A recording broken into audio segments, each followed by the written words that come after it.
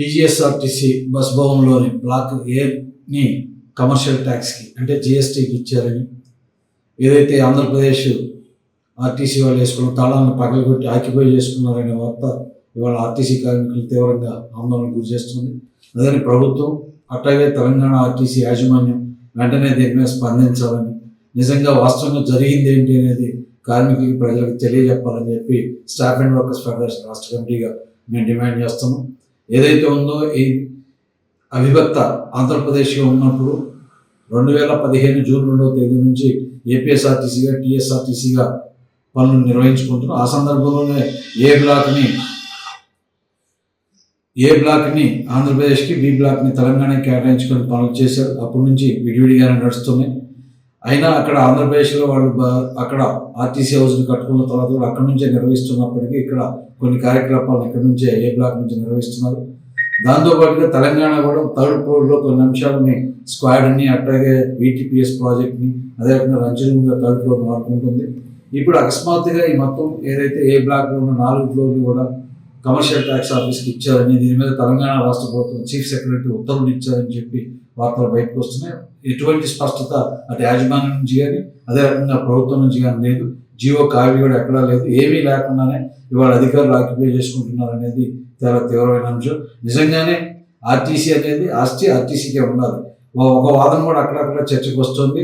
10 ఏళ్ళు దాటిపోయింది కాబట్టి ఏదైతే ఈ బ్లాక్ ఉందో ఈ తెలంగాణకి వర్తించింది అనే చర్చ కూడా వస్తుంది. ఒకవేళ నిజంగానే షిలాబేడి కమిటీ ఏదైతే 9th షెడ్యూల్ ఉన్న అంశాలు అన్నింటికి వర్తించిందో అది రాష్ట్ర ప్రభుత్వం ఇతర విభాగాలకి ఆర్టీసీ కూడా వర్తించింది. ఒకవేళ అది ఇచ్చినప్పటికీ కూడా ఆ ఆర్టీసీ హౌస్ మొత్తం అనేది టీఎస్ఆర్టీసీగా ఆంధ్రప్రదేశ్కి అనేది తప్ప రాష్ట్ర ప్రభుత్వాన్ని దగ్గరపరిచేదానికి అవకాశం లేదు. అందుకని ఇది సెంట్రల్ అండ్ స్టేట్ స్పీర్గా ఉంది. వాటా 51-49% వాటాలతో ఉంది. అందుకని ఏం చేసినా కూడా అది కేంద్ర ప్రభుత్వం అనుమతి లేకుండా ఆస్తులను బదలాయించడం అసాధ్యమైన విషయం.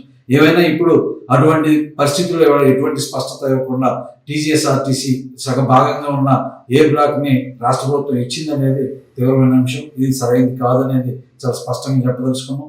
ఆర్టీసీ కార్మికులు ఉమ్మడి ఆర్టీసీగా కానీ విడిపోయిన తర్వాత కూడా అనేక కష్ట నష్టాలు కోస్తూ వాళ్ళకి సరైన ఆర్థికమైన ఆసరా ప్రభుత్వం నుంచి ఆర్టీసీ నుంచి రాకపోయినా, జీతాలు పెంచకపోయినా, ఇతరత్ర ఇబ్బందులు ఉన్న వర్క్ లోడ్స్ పెరిగిపోయినా, రోజు కొంతమంది ఉద్యోగాలు కోల్పోతున్నప్పటికీ కూడా ఆర్టీసీ అభివృద్ధిని కాంక్షిస్తూనే ఆర్టీసీ అభివృద్ధి పథంలో నడవాలని చెప్పి కొన్ని 100 ఎకరాల భూమిని కూడా అది సమకూర్చుకొని ఉంది.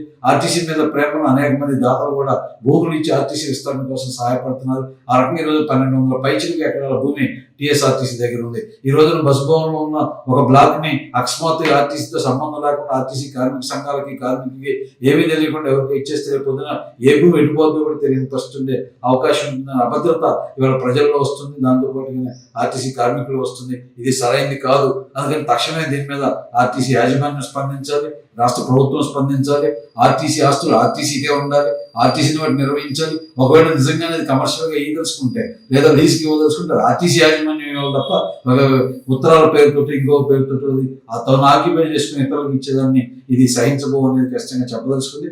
ఇదే కనుక జరిగితే, ఇదే నిజమే ఇట్లనే ఉంటే రేపు భవిష్యత్తులో కార్మికులకు వీటిని ఆర్టీసీ ఆస్తుల్ని పరిరక్షించుకోవడానికి, ఆర్టీసీని పరిరక్షించుకోవడానికి కూడా కార్మికులకు ఆలోచించి ముందుకు రావాల్సిన అవసరం వస్తుంది. అందుకని అట్లా రాకుండా ప్రజలకి, ఆర్టీసీ కార్మికులకి రాష్ట్ర ప్రభుత్వం వివరణ ఇవ్వాలని, దీని మీద స్పష్టత ఇవ్వాలని, ఆర్టీసీ యాజమాన్యం మీద దీని మీద జోక్యం చేసుకొని ఎటువంటి నష్టం జరగట్లేదనే అంశం ఖచ్చితంగా చెప్పాలని చెప్పి స్టాఫ్ అండ్ వర్కర్స్ ఫెడరేషన్ రాష్ట్ర కమిటీగా డిమాండ్ చేస్తారు.